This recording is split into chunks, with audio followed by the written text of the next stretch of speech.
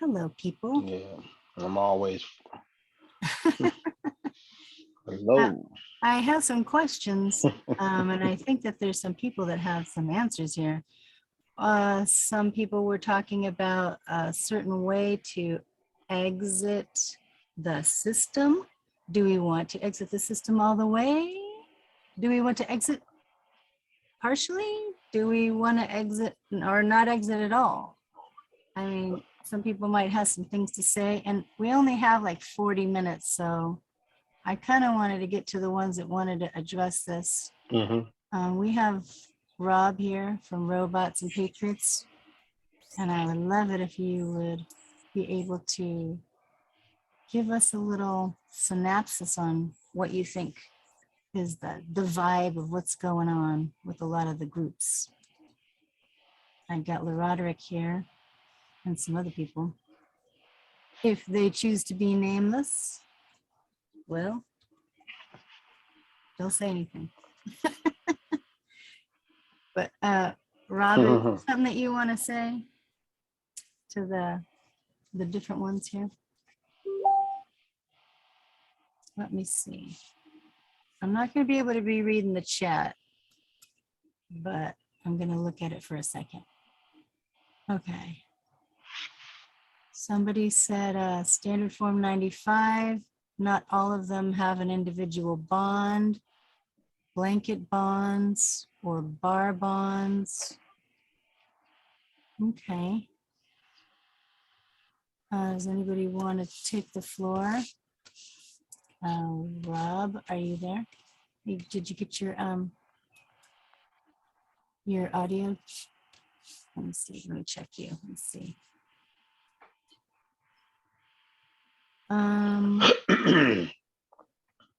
Let's see. Allowed to record. Okay. Yeah, you're here. All right, Rob. Everybody's muted. And except for you. So feel free. Otherwise, I'll just hang out here with the Roderick because he seems like he's got some stuff to say.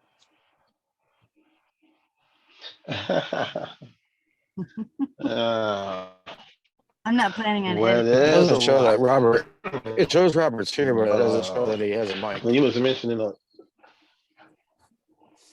Let me see. So what? Roderick is on. Asked to start video chat. What were you saying, Brian? I said it shows that he's here, but it does not show that he has a mic. Okay. I just messaged him. If he yeah. Yeah. All right. Well, I've seen that too. Until he has that on, is there anybody that would like to have the floor? Go ahead. Begin. And I'll just play with my hair for right now. Well, if you're just talking about exiting the system, my answer to that would be you've done a number of things to kind of put the cuffs on yourself over the years, and so you just got to kind of go back and undo those things. I was thinking about that today myself. So many contracts and things that we get into, like marriage and going to churches, like in my case, different things. And I was like, you know, when I got to the last episode of something that happened with me, I said, if I have to address this one, then I'm going to have to address all those other things and even the beginning. And it's enough to, you know, traumatize you because all this time you've had this, what do they call that? Stockholm syndrome. You're protecting those people and thinking that it's you this whole time. It's like, if I have to address this last cult, I'm going to have to address all the cults that I've been in that I didn't know were cults that are celebrating, you know, legal holidays and stuff. and I'm going to have to address everything all Right. the way from the square one. So it's overwhelming. It's very overwhelming. So Brian, were you talking about the legal things like I'm, Social Security and driver's license and stuff like that? Is that what you were talking about? yeah, I'm basically just talking about the legal things, about voting, registering to vote, those types of things. Mhm. And there's only a handful of things at the most when it comes to those. I mean, as far as whatever churches you attend, that has no bearing, whatsoever on the legal standing. But the nice thing is, it seems to me like all the things that everybody complains about with the system that they think are wrong, those are the things that actually make it easy for you to exit. They complain, oh, they only deal with a statutory person. I'm a real man. Da, da, da. Well, that's fine. Good. If they're only dealing with a statutory person, and now we're going back to the writings of the law of nations, where a government had control over people, depending on where you're born, and that's the way the U.S. looks. Well, now we learn that when they're looking at birth, it's not really relating to the natural person; it's relating to that statutory man or woman. So cool. That makes it all easier. Yep. Uh, That's all right. I think, Are we doing hand here? what was that, Lori? Repeat that? Are we going by hand? Are we going by hands here? I'm sorry, I don't Nah. mean to interrupt. I appreciate what No, Brian's go saying. ahead. I see your hand. Go ahead. I was trying to be polite. Well, I want to thank Brian. He's helped me a lot to learn through the time. And one of the most valuable things that I've learned is through blank endorsements, the whole handing away power of attorney. And when I started really studying what the Attorney General is and Parents Patriae doctrine and what trusts are, particularly non-grantor donor trusts, and retiring as agent for service of process, as well as starting to express who I actually am instead of allowing them to say who I am and being confused and bamboozled about who I am. But the rescission, right? Because the right to rescind a signature on a contract, there are certain elements that are required that allow people to rescind if it's actually a contract. But the issue really here is that there aren't, we all know this, right? I think on this call, that there isn't real proper consideration that's given in these contracts, and they're actually trusts. And so learning how to express the trust is probably one of the most powerful learning ascension of the mind, that even to comprehend the different elements of the trust and the fact that, like Brian was talking about, the statutory juridic person who it actually represents a charitable trust, and we are in agency capacity. So all of those things have actually really sincerely helped me, that they give us a person who actually under the 14th Amendment has commercial rights and civil rights, but don't hold equitable rights, right? Because bastards can't inherit in the kingdom of Yah. I'm a bastard. What can I say? How can we unbastard ourselves? I didn't want to be a bastard, but it just happened that way. Isn't everybody Well, you considered? physically aren't. I mean, but the way they look at it is that is there a rightful claim to that person that they created? I would say no. I'd say that people are, in fact, mostly losing by default when they go to court, because they're operating an entity, they're operating a name that they've never laid any claim to.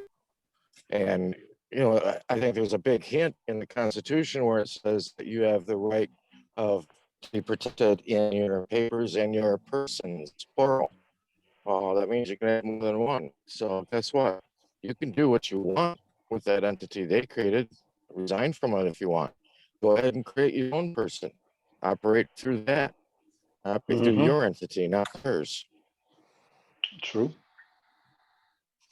And when the time comes, if they want to argue it, I'll tell you what, they're not going to argue it, because that would gonna be spilling the beans on a big old wormy can of beans there.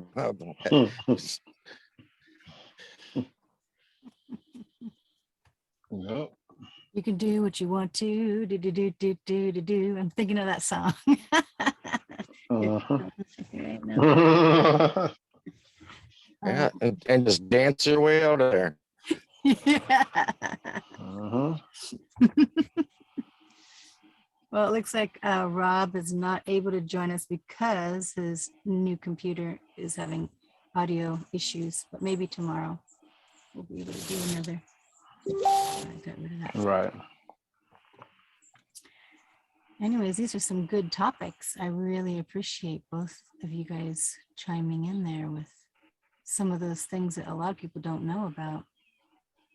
What is some of the steps Well, that some people can start with, like maybe rescinding the voting thing? Because I realize that the voting thing is connected to the DMV.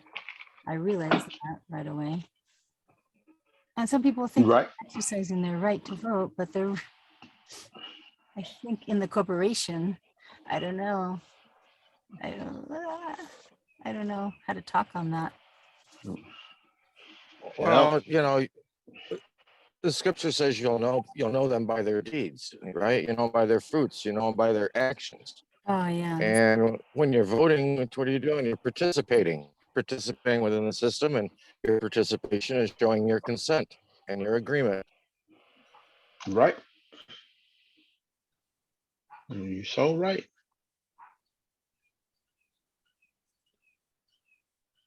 Yep. I Participate. mean, I think one of the simplest things that people don't even realize, and because people want to know what do you need to change, what do you need to correct, or what do you need to undo, and that kind of thing. Well, you know what? Just listen to a judge. When a judge first talks to a defendant when they step before him, what does that judge say? Because everything that judge is doing is establishing jurisdiction. Yes. What's your address? Uh-huh. That's the first one. What's your name? Well, are you a resident at 123 Maple Street? How long have you been a resident there? What are they doing? They're just getting confirmation. Mm-hmm. Just none of their business. Well, where do you work at? How long have you worked there? You're right. You're right. They give us all the answers we need to hear right there. And especially with, listen to situations where there's people directly challenging jurisdiction right from the onset. And the judges will go on to ask a few extra questions as well. Do you have a bank account? I mean, I remember that was actually a good one down here in Collier County with, what's his first name? His last name is Hall, Hall. It's still on YouTube. But one of the last things the judge asked him was, do you have a bank account? He says, oh, yeah, I've got an account. I got a statement there today. I don't remember exactly how much is in there. And while he was saying that, the judge just rolled right over him and just continued on with the case. Damn. Is that because the court is the bench and the bench is the bank? And they want to take money? No, that has nothing to do with it. Yeah, no, that has nothing to do with it. That's Patriot Guru stuff. What it has to do with is that you're utilizing some of the tools. You're playing with the toys in their toy box. And as long as you're as long as you're taking advantage of their system, then you're going to be liable to the system. Okay, but if you have a trust and you don't really own it, that would be all right, right? There's a trust account. Yeah, there you go. There's other ways of taking care of that situation. Mhm. Whether it's using a trust Mhm. or an association, whatever Mhm. the case may be, it's all about the relationship that you have to that name. Like I said, the problem most people I think have is that they've never claimed anything. And so as far as the state's concerned, they're using state property. Well, everything's considered to be abandoned out there, right? So it's like everyone's fighting over abandoned stuff. I don't know if it's Yeah. abandoned. They're at the very least holding it in abeyance. Yeah, And abandoned. really, a basically. lot of that is, they're holding it, waiting for the true owner of interest to come forward. Right. Mm. Hmm. How do we make a claim? I mean, if we have a trust, we kind of like don't own anything, but we control it. Isn't that what we want to do, is put everything in a trust? Or are you talking about a legal claim or an equitable claim? Because they're not the same. Because equity they're two different realms. The equitable True. right of people cannot be recognized in this system. Typically, what I found is in my research, it's through exclusive equity. Right, because the system is always looking for the legal owner, if you will. They don't care Right. too much about who's simply using something.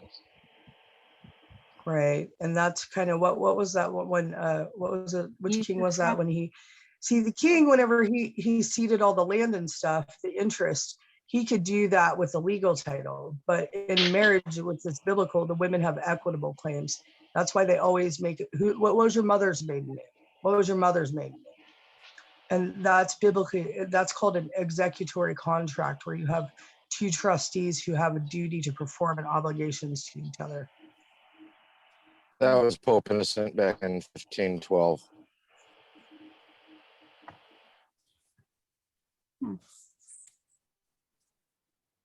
So equity is where it's at, huh? We don't want to be anything tied to legal.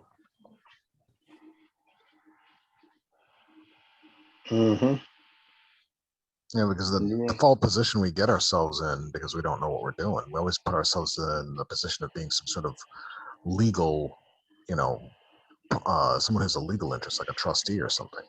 And that's this whole system is designed to regulate and bind, the trustees. They don't care about beneficiaries so much. So the hell don't. What is this new thing with this new So world order thing that they're trying to say you'll own nothing and be happy? Is it because they want you put everything in the pot and they'll just like be like socialism type of thing or something? Or is it going to be the trustees?